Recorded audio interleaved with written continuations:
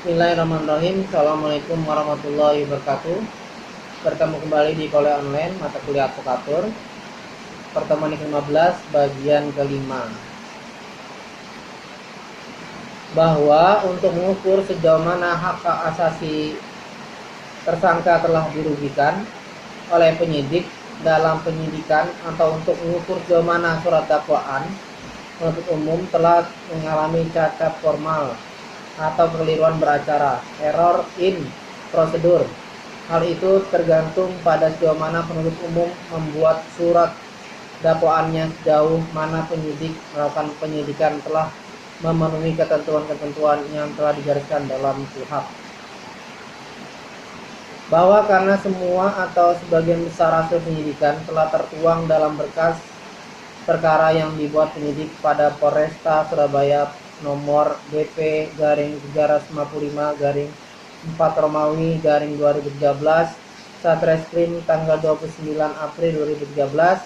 Selanjutnya disebut juga berkas perkara. Maka untuk keperluan penyusunan keberatan ini, selain surat dakwaan penuntut umum, berkas perkara yang dibuat oleh penyidik itu juga akan menjadi bahan analisis yang sangat penting dalam keberatan yang kami ajukan selaku penasihat hukum terdakwa ini. Bahwa karena keterbatasan waktu yang tersedia dalam penyusunan keberatan ini, terdakwa atau para advokatnya tidak dapat menganalisis seluruh bagian dari berkas perkara yang dibuat oleh penyidik Polrestabes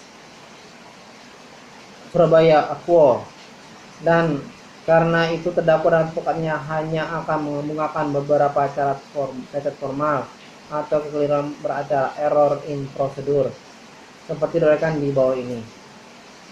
Majelis hakim yang kami muliakan, rekan jaksa penuntut umum, serta hadirin sekalian yang terhormat, bahwa terdakwa dan para advokatnya yakin karena cacat formal atau kekeliruan beracara, error in prosedur yang terjadi baik dalam surat dakwaan penuntut umum maupun selama dalam tahap penyidikan itu cukup mengganggu fondamen penegakan hukum, khususnya penghormatan terhadap hak-hak asasi manusia yang telah diamanatkan pembentuk undang-undang melalui KUHP.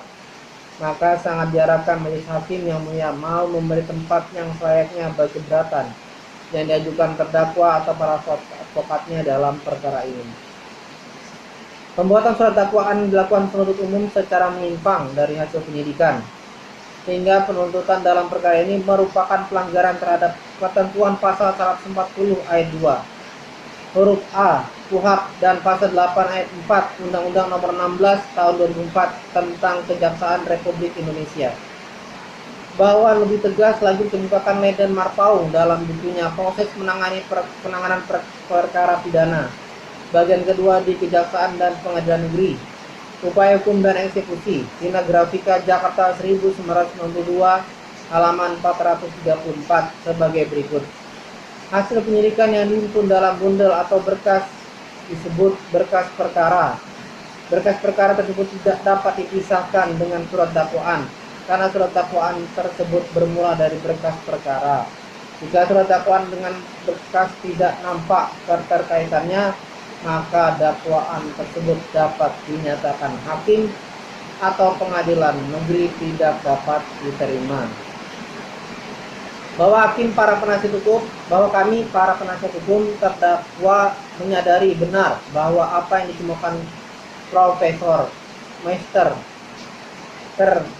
Taverne bahwa jaksa dalam menyusun dakwaan hidup di bawah tirani tuduhan. Pada itu, banyak tuduhan yang dituangkan dalam bentuk tidak menguntungkan Lesbarheit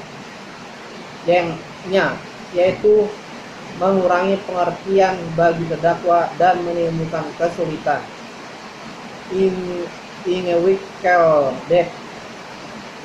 sehingga sudah cukup sempurna apabila disebutkan secara singkat mengenai Faiten sertai penyebutan tempat dan waktu di mana perbuatan dilakukan. Bahwa apakah penuntut umum telah membuat surat dakwaan dalam perkara ini,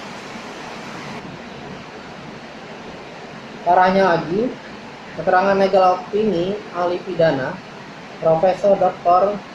Haji Didik Endro Purwolaksono SHMH yang pernah diajukan terdakwa dan para penasihat hukumnya sama sekali tidak dilampirkan dalam berkas perkara dan juga tidak disertakan sebagai salah satu alat bukti yang dalam berkas perkara ini, padahal jelas dan tegas keterangan ahli dalam legal opini yang diberikan saat penyidikan menyatakan perkara yang sedang disidik penyidik Polrestabes Surabaya atas nama tersangka Soleh Haryanto bukanlah perkara pidana dan tidak dapat diproses melalui hukum pidana. Bahkan saat pelimpahan tersangka kepada penuntut umum ketika ditanyakan keberadaan legal opini ahli pidana dalam berkas perkara, maka penuntut umum dengan yakinnya menjawab tidak perlu dan nanti saja di persidangan kalau mau diungkapkan. Ada apa dengan ini semua? Legal opinion terlampir dalam eksepsi. Cukup sekian untuk pertemuan kita pada kali ini. Kita bertemu kembali di bagian ke-6. Terima kasih telah menonton. Semoga bermanfaat. Assalamualaikum warahmatullahi wabarakatuh.